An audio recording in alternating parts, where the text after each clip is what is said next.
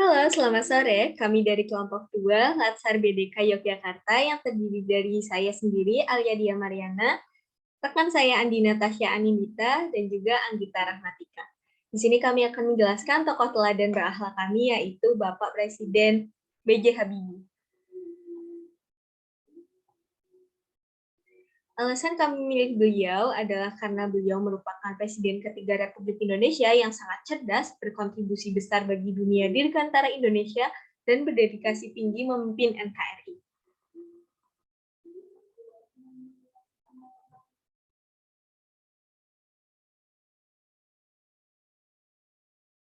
Berikut adalah identifikasi nilai berakhlak yang dimiliki oleh B.J. Habibie. Yang pertama adalah berorientasi pelayanan.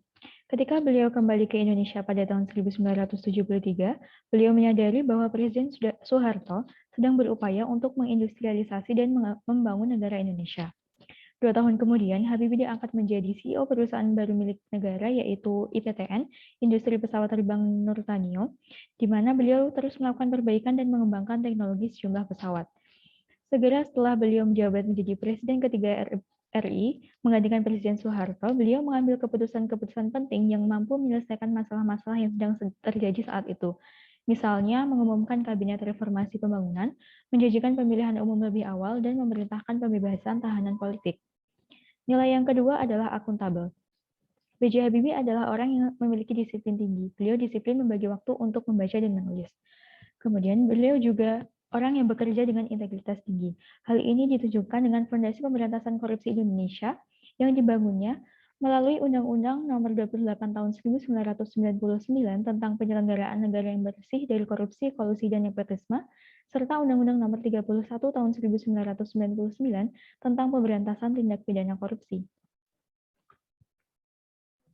Baik, selanjutnya adalah nilai kompeten. B.J. Habibie terbukti memiliki kompetensi baik sebagai seorang insinyur dirgantara yang mengharumkan nama Indonesia maupun sebagai seorang pemimpin bangsa.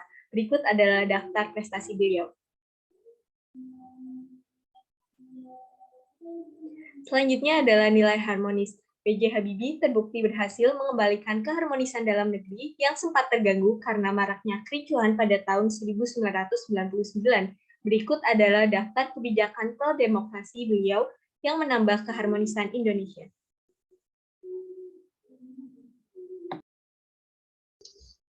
Selanjutnya adalah nilai loyal. Nilai ini dicerminkan dari sikap setia kepada NKRI dan menjaga nama baik negara.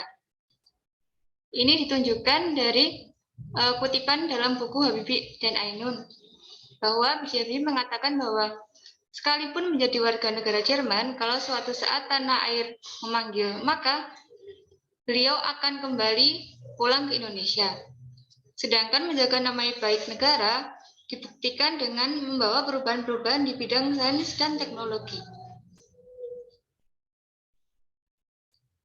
Selanjutnya adalah nilai adaptif.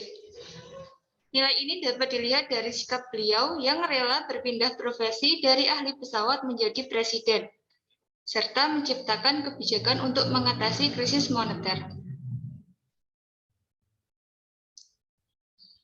Selanjutnya, atau yang terakhir adalah nilai kolaboratif. Nilai ini ditunjukkan dari sikap mampu membangun banyak kerjasama internasional serta membawa Indonesia keluar dari krisis moneter 98 dengan membangun kerjasama dengan IMF. Berikut ini adalah daftar pustaka yang kami gunakan.